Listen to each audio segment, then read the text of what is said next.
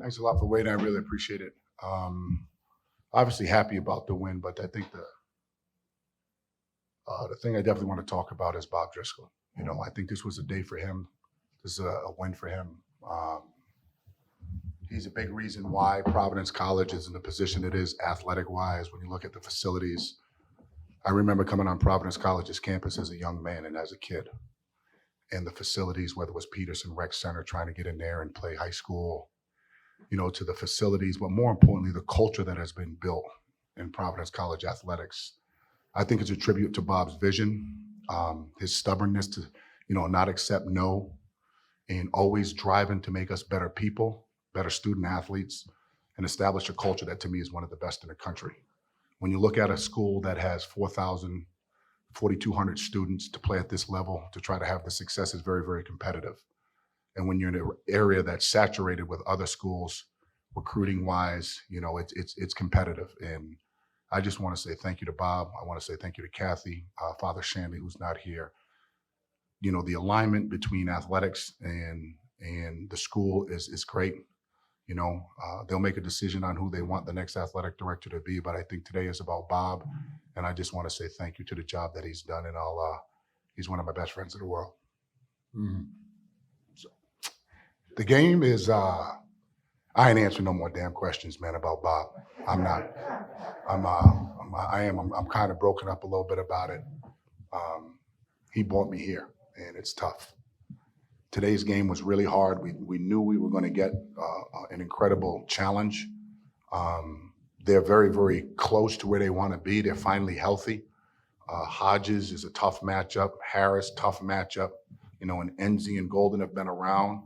You know, their record is an indicative of, you know, the way they're playing. And today was one of the better games they played.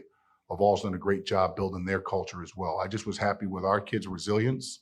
I was really proud of the way we responded when we got down, you know, and it was nip and tuck the whole way. Obviously playing here at the Dunk is always great. I thought our crowd energized us with under 8 minutes. And, you know, the big fella kept his composure, and he did what he was supposed to do. Nate's supposed to lead us to wins. That's his job. He's been here for a while. He's the leader. When they talk about Providence College basketball in this 2021-22 season, he is at the top of the board, and he did a great job, so I'm really proud of him.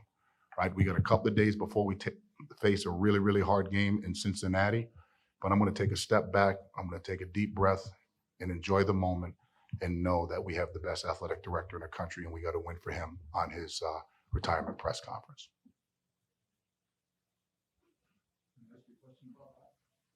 Go ahead, Frank. Yeah. What about Bob? Great movie. What about? Well, that's a great movie. What about Bob? Go ahead, baby.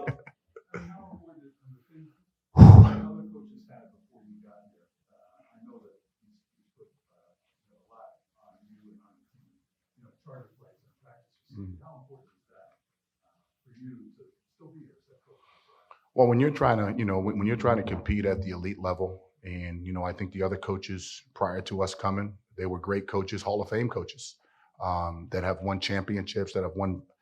They just didn't have the resources. And I think it starts back when Brian Shanley and Bob sat down and had a vision.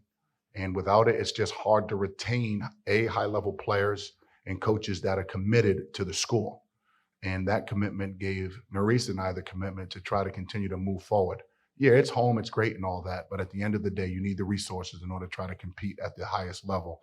And we feel we are compensated not just in salary, yet in resources to be successful, like charter flights, like, you know, the brand we have with Nike, practice facilities, you know, nutrition. You know, and when you look at this kid's body, if you saw it his first year, he looked like Humpty Dumpty, you know? Did you know who Humpty Dumpty is? I do know. Okay, all right. But, you know, and now you look at him and he's a chiseled machine. So it's a credit to the weight room and our nutrition and our trainers. Down the stretch, you had that big alley from Jared.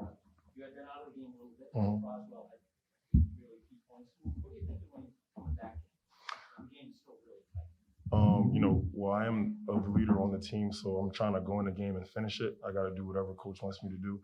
And that's why you have to, you know, really be in shape. You know, he's constantly on me about, you know, getting in the gym, getting extra shots up, and staying in shape and eating the right things. So that's what I did today, and I felt like we really executed down the stretch with that.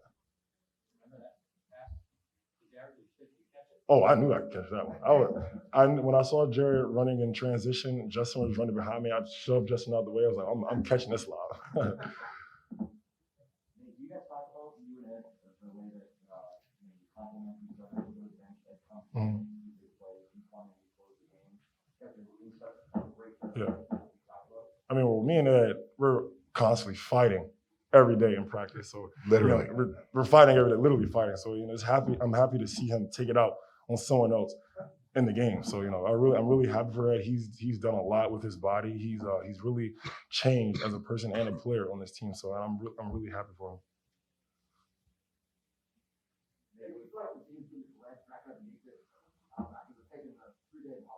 Oh, yeah, most definitely. COVID definitely makes you winded when you're out for a couple of days. But that's why, like I said, coach is constantly on us about extra running and extra shots. So we feel like we were definitely back in the rhythm, back in shape. Yeah, I mean, when I saw his picture up there on the jumbotron and I saw him clapping, it was honestly emotional for me. I was clapping with the crowd, and he's done a lot for the Friars. He's done a lot for me, and I'm happy to know him as a person. And I just want to say thank you for all the things you've done for Providence College.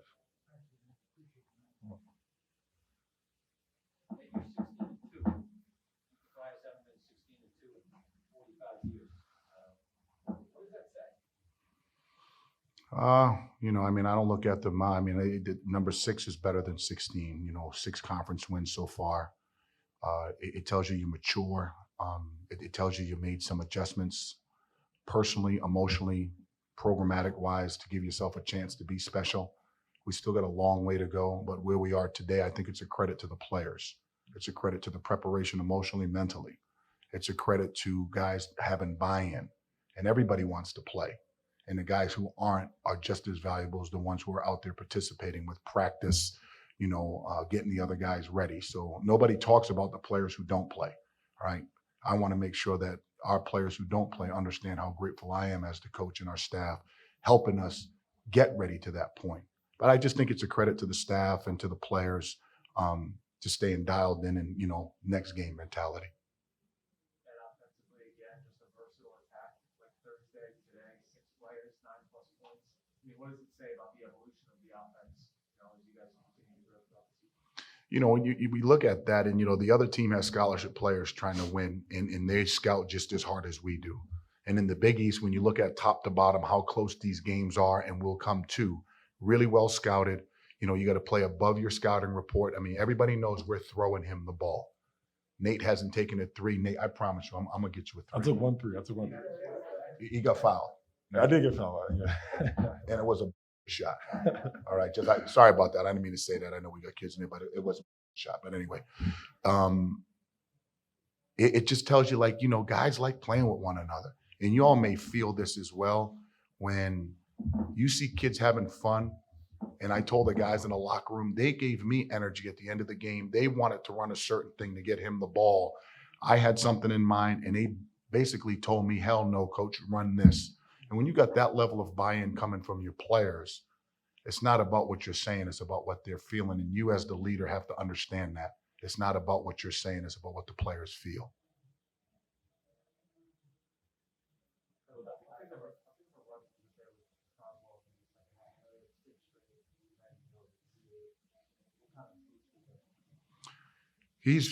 I haven't seen a player during the season improve. I don't know if I've coached someone improve the way he's improved during the season, let alone the off season, how he changed his body, how he changed his diet.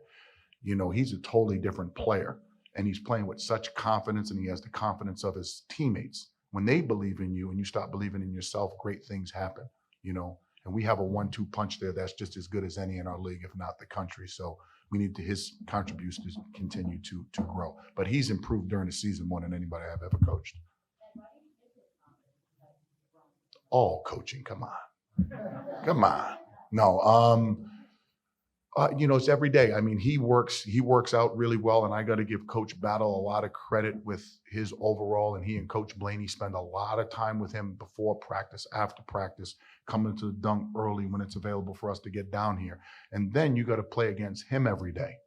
That is development in itself, because he's also a very good defensive player. So he and Nate going head to head has really given us advantage, because not many people be able to play that physical day in and day out. So, I mean, I think that's a big part of player development when it's within your program.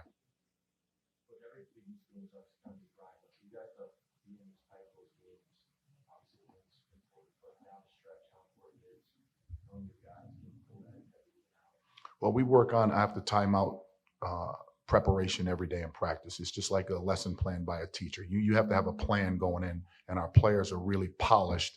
It don't always work, because sometimes we'll come out of a timeout and we don't know what we're doing.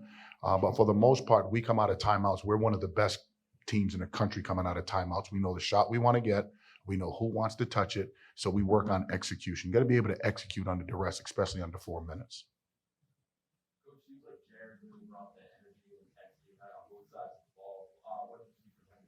He continues to get better. I think he had 6 assists again today. There were a couple of shots he took where, I had some very positive, emotional words for him.